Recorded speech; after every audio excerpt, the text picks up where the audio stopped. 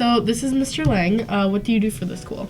I'm an instructional coach. I taught eighth grade literacy for 3 years, and then a handful of years ago, I moved into a position that was originally called School Improvement Coordinator, which is just a fancy, weird title.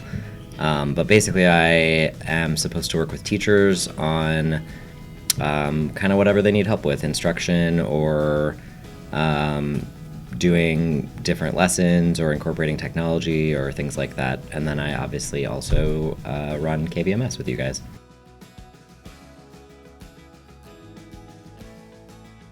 What inspired you to become a teacher?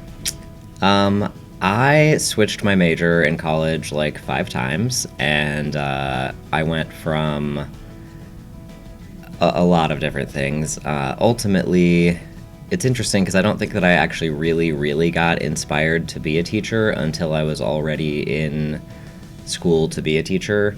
I was really convinced that I did not want to teach middle school because I had a horrible middle school experience. Not horrible, but just middle school is not necessarily the most fun.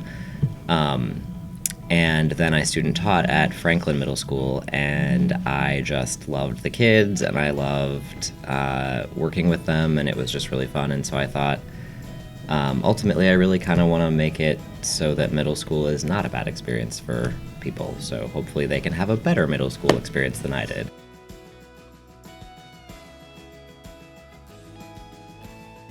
What would be your motto as a teacher? I don't know that I have a super, consistent motto. I'd say I've got, a handful of things that I like to think about. Don't forget to be awesome is one of my favorite ones. That's from the Vlog brothers, John Green and Hank Green. John Green is also the author. And the other one that I heard not too long ago that I think is really kind of cool is be a problem solver, not a problem maker.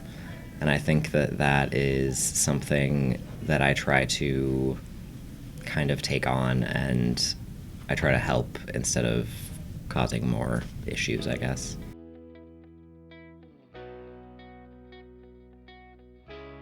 What do you think would be the most important non-education related skill that you have to be a teacher? I think the ability to empathize and put yourself in someone else's shoes, understand that you might not know exactly where they're coming from, but that we all have experiences that have been challenging, and we've all had those moments where we're freaking out over whatever it is. And I guess just recognizing that just because you don't know exactly what someone else is experiencing doesn't mean you can't empathize with how they're feeling. I think that's really important when you're working with students and with adults. Really, I think it's important to be able to kind of put yourself in their shoes.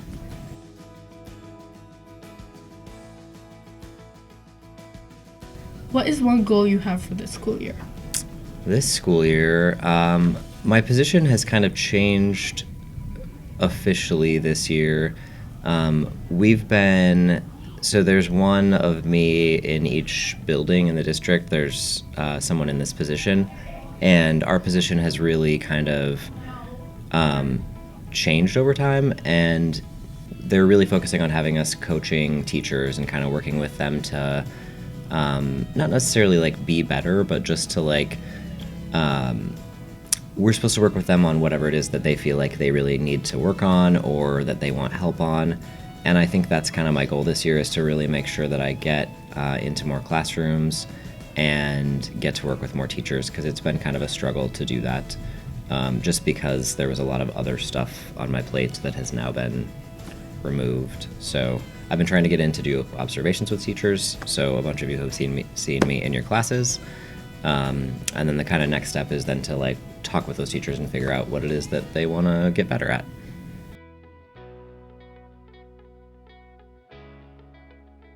So what is your greatest pet peeve as an educator? I think it's two things, and one is sort of on the school side and one is on the student side. I'd say that with students, it frustrates me when they don't take advantage of learning opportunities, because I think learning is really awesome.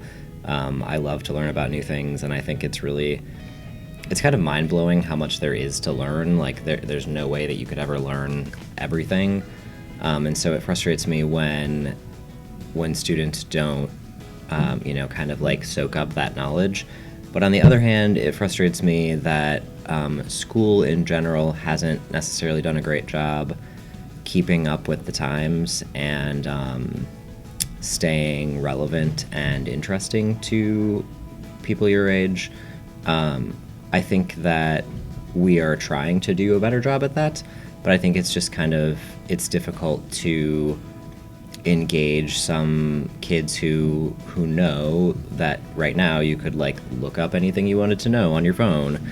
And I think that we need to focus in some ways on making sure that you guys know how to make sure that information that you're finding on your phone is actually like reliable. Because spoiler alert, not everything on the internet is true. But I think it's also just our job to make it more interesting and more engaging for you guys, so that people who aren't like intrinsically motivated to just learn are included in that too.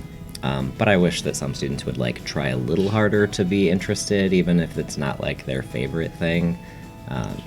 Cut the teachers a little slack. They're doing their best. They're trying to teach you something they think is important. So, I don't know. Kind of both sides.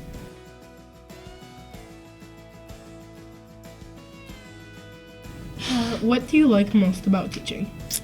Teaching, honestly, the thing that is frustrating about this position is that I don't get to work with students as much as I used to, obviously.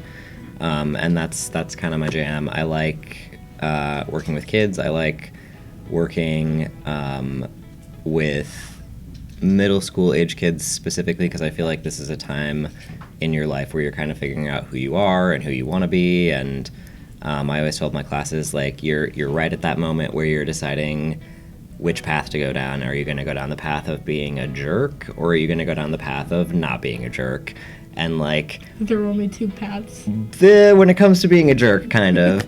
And it's possible, like, think about it, there's like a forest in the middle, you can go down the jerk path and then you can eventually make your way through the forest back to the not jerk path, but it's a lot more challenging once you've gone off the path. So I like to sort of try to encourage people toward the not jerk path, just because I think that we as like a species, as humanity, we do better when we work together and when we're kind to each other. Another maybe motto is the idea that how you respond to someone says nothing about them and everything about you.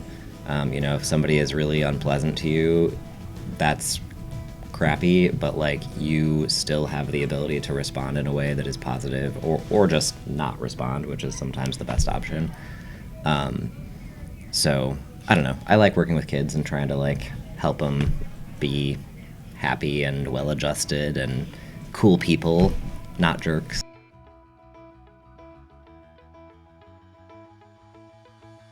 What do you dislike most about being an educator?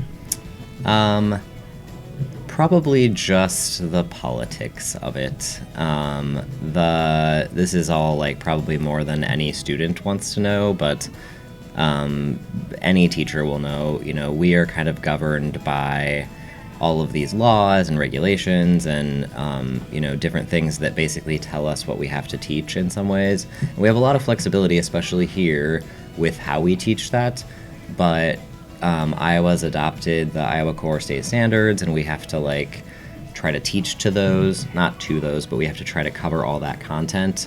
And we can do it in a variety of ways, but it is frustrating that like somewhere someone decided that like these are the things that kids should know in 8th grade, and these are the things that kids should know in 7th grade.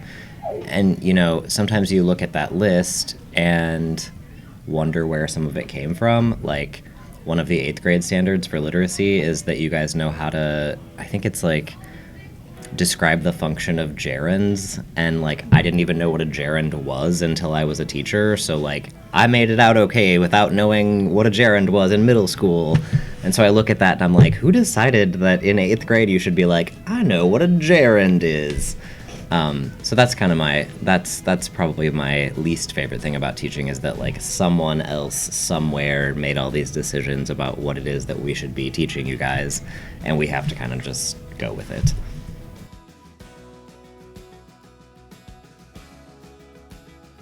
Do you have any advice for middle schoolers?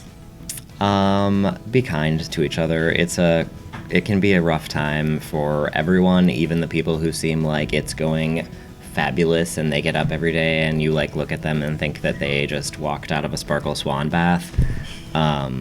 They're probably struggling with stuff too, and it's just better to be nice. You know, I can't tell you how many people who were not pleasant to me in middle or high school have since like added me on Facebook, and you know, even people that I now talk to. It's just, you know, there's a whole giant chunk of life after this, and it's gonna all be easier and more pleasant for everyone if we're all just nice to each other. It's kind of my thing.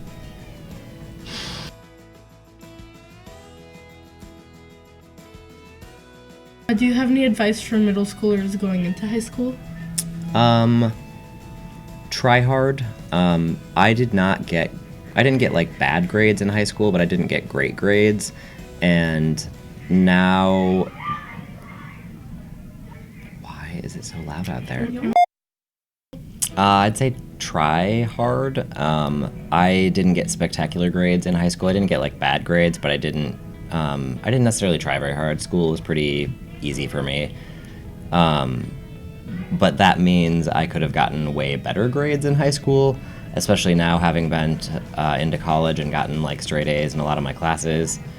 I look back and I'm like, I probably could have done way better in high school. Getting good grades, it's interesting because like when you go to college, you can, with most colleges, you can retake a class. Like let's say you fail something, you can retake it, and a lot of times at most colleges, it'll like replace that failing grade with your better grade. But if you think about it, you know, once you graduate high school, you can't like go back and fix your grades somehow. So however you do in high school is how you do in high school. And that ends up affecting a lot of things. If you're going to college, you know, you can get scholarships, you can get financial support, you can get a lot of benefits if you have good grades in high school. And if you're not going to college, they're still going to look at some of that when you're applying for jobs and things like that. So, you know, it may not seem worth it, but it is in the end. You know, have a good time as well. High school is awesome. I loved high school. But trying hard and getting good grades is important. So I wish I had tried harder.